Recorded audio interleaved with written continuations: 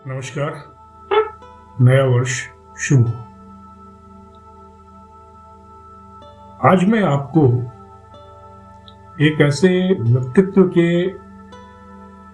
की बनाई हुई कुछ नीतियों के बारे में बताऊंगा जो अपने समय के मानी धुरंधर सलाहकार माने जाते थे, अपने समय के बहुत ही बड़े नीतिकारक माने जाते थे और उनका नाम था चाणक्य।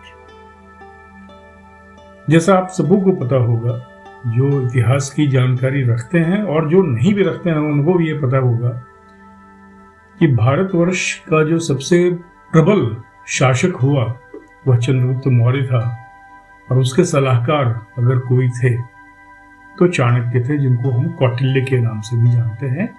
और उनका जो नीतियों का कॉम्पिलेशन है उसको कौटिल्याज अर्थशास्त्र के नाम से जाना जाता है। उसमें राज्य कैसे किया जाए, शासन कैसे चलाया जाए, राजा का मतलब किसी भी ऑर्गेनाइजेशन का जो हेड होता है उसको कैसे बिहेव करना चाहिए, किसी भी संस्था के हेड को किस तरह से बिहेव करना चाहिए, एम्प्लॉय को कैसे बिहेव करना चाहिए, क्या चीज करना है, क्या इथिकल चीजों को फॉलो करना है, उसके बारे में पूरी जानकारी दी गई है। तो मैं आज किसी भी लीडरशिप के लिए जो 5 या 6 इंपॉर्टेंट चीजें चाणक्य की नीति में हैं उसको आप लोगों को बताना चाहूंगा। तो जो सबसे पहली चीज है, जो पहला पॉइंट है, वो है कि किसी भी हाल में, किसी भी सिचुएशन में, किसी भी डिफिकल्ट प्रॉब्लम्स को हैंडल करते हुए भी आप कभी इम्पोलाइट ना हो। Be polite in every situation. Chanakya नीति का इंग्लिश में एक ट्रांसलेशन है कोट का, जिसको कहा गया है कि politeness is a virtue which can not be expected of फूल्स।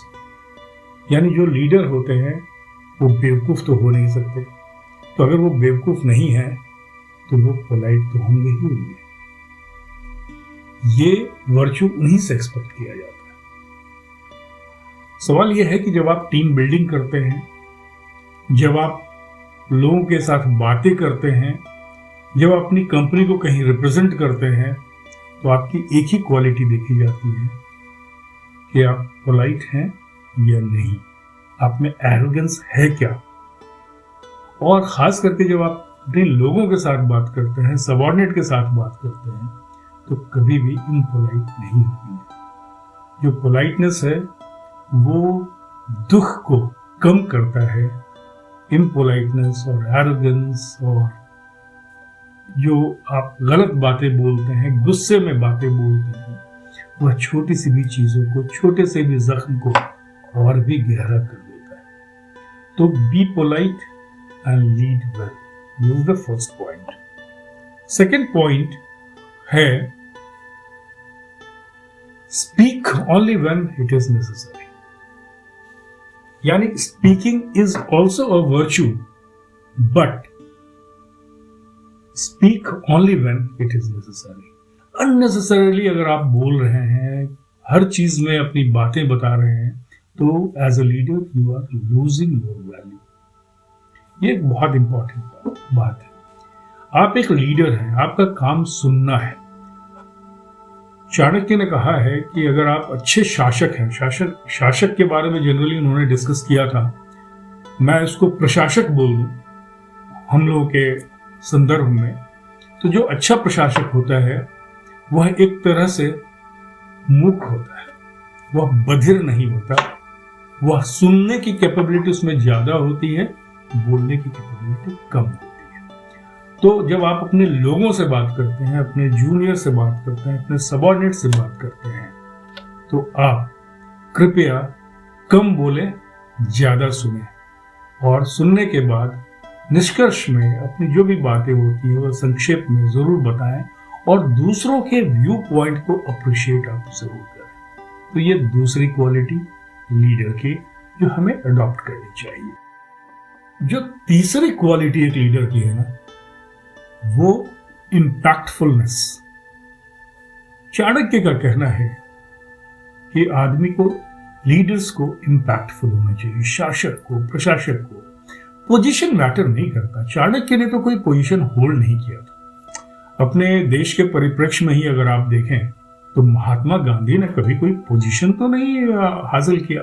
वो चाहते तो प्रधानमंत्री बन सकते थे, वो चाहते तो राष्ट्रपति बन सकते थे, वो जो चाहते उस समय में पॉलिटिकल पोजीशन वो उन्हें मिल जा सकता था। जब भारत स्वतंत्र हुआ उन्होंने पोजीशन नहीं बना, लेकिन वो इम्पैक्टफुल थे। उतना इम्पैक्ट उन्होंने क्रिएट कर दिया कि हम उन्हें राष्ट्रपिता कहते हैं, हम उन्हें महात्मा कहते हैं। हमारा सर उनके नाम लेने से ही उनके आगे आदर से झुक जाता है। ये इम्पैक्ट होता है। उनके पास कोई पोजीशन नहीं था। तो एक लीडर, चाहे वो जूनियर ऑफिसर्स हों, चाहे वो किसी भी पोजीशन पे काम करते हो, उसमें लीडरशिप क्वालिटी है तो वो इम्पैक्टफुल होंगे। पोजीशन के बिना वो अपने इम्पैक्ट को दर्शाएंगे। हाथी तो बहुत बड़ा होता है, लेकिन उसे छोटा सा आप चिढ़ा दें, छोटा सा उसको गोद कर दें, देखिए वो कैसा परेशान हो जाता है। एक छोटी सी चींटी हाथी के सूंड में घुस जाए तो हाथी परेशान हो गया, है ना। वैसे ही इतना घना घटाटोप अंधेरे में एक जुगनू अगर उड़ता है ना तो हमें थोड़ी सी रोशनी मिलती है। एक दिया आप जलाते हैं, छोटा सा दिया, छोटी सी मोमबत्ती, छोटी सी दिया सलाई की तीली को आप जलाते हैं, आपकी रोशनी, अंधेरा, उस जगह का अंधेरा हट जाता है। तो ये इम्पैक्ट है स्मॉलेस्ट पर्सन का। So don't bother about the position which you are holding as a leader. Bother about whether you are impactful or not. This is the third lesson which Chanakya teaches us, that be impactful. जो चौथा quality एक leader में चाणक्य चाहते हैं कि develop हो, वो है कि don't seek immediate gratification. Immediate success के पीछे कभी मत भागिए, इंस्टेंट सक्सेस के पीछे कभी मत भागिए। जिंदगी 2 मिनट्स मैगी चौचाव नहीं है। जिंदगी लंबी होती है। सक्सेस धीरे धीरे जो मिलता है, लर्निंग्स जो आपको उससे मिलती है, वो ज्यादा अच्छा होता है। So don't run after immediate success, don't run after instant success, don't run after quick fixing things. Have a permanent solution. Learning is a continuous process. आप जिंदगी भर सीखते हैं। सक्सेस बूंद बूंद जो सक्सेस मिलता है उसका आनंद कुछ और है। कहा जाता है एक घड़ा बूंद बूंद पानी से ही भरता है। अगर एक घड़े को आप किसी नलके के नीचे रख दीजिए और उसमें बूंद बूंद गिरता रहे, वो भर जाएगा। आपको एक आनंद आएगा क्योंकि आपने भरने के लिए उस घड़े को वहां नहीं रखा था। लेकिन जो एक ड्रिप हल्का सा चूता रहा है, उससे वो घड़ा भर गया। तो नॉलेज ऐसा ही होता है जो हम धीरे धीरे एक्वायर करते हैं। एक्सपीरियंस से हमें बहुत सारी चीजें सीखने को मिलती हैं। सक्सेस जो प्रोलॉन्ग्ड एफर्ट से आता है उसका कोई जवाब नहीं है। वो परमानेंट होता है, वो इंस्टेंट नहीं होता जो तुरंत व्यापर की तरह उड़ जाता है। तो डोंट सीक इमीडिएट और इंस्टेंट ग्रेटिफिकेशन। चाणक्य कहते हैं कि कभी भी किसी चीज को शुरुआत करने में देर नहीं होती है। जब शुरू करो तभी सवेरा होता है। जब आप जगते हो तभी सवेरा होता है। कहा जाता है ना कि जब आप जगे तभी सवेरा।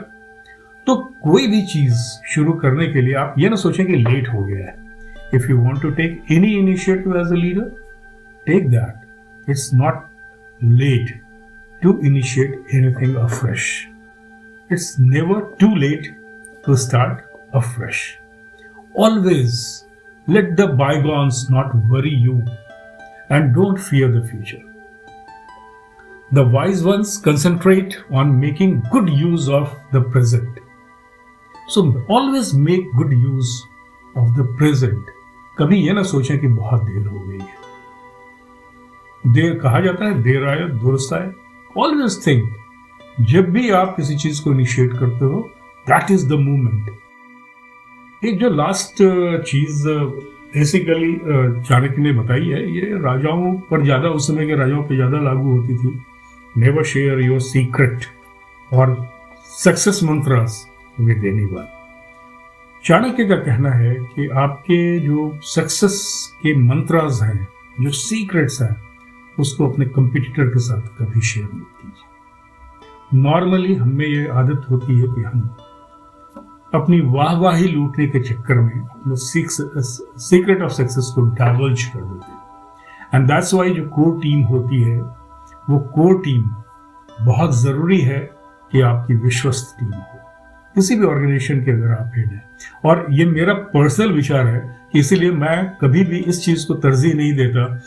पर्सनल लाइफ में भी और पर्सनल जहां भी मैंने काम किया, मुझे अच्छा नहीं लगता कि मैं कंसल्टेंट्स और एडवाइजर्स को अपॉइंट करूं, क्योंकि उनको इंस्टीट्यूशन के प्रति लॉयल्टी नहीं होती। वो अपना प्रोडक्ट, अपना सलाह बेच के चले जाते हैं और वही सलाह वो दूसरों को भी देते हैं। तो आपके पास कोई ट्रेड सीक्रेट नहीं रहता आपके काम के लिए। जो आपके इंटरनल लोग डिवाइस कर सकते हैं, सलाह दे सकते हैं, वही आपका ट्रेड सीक्रेट होता है।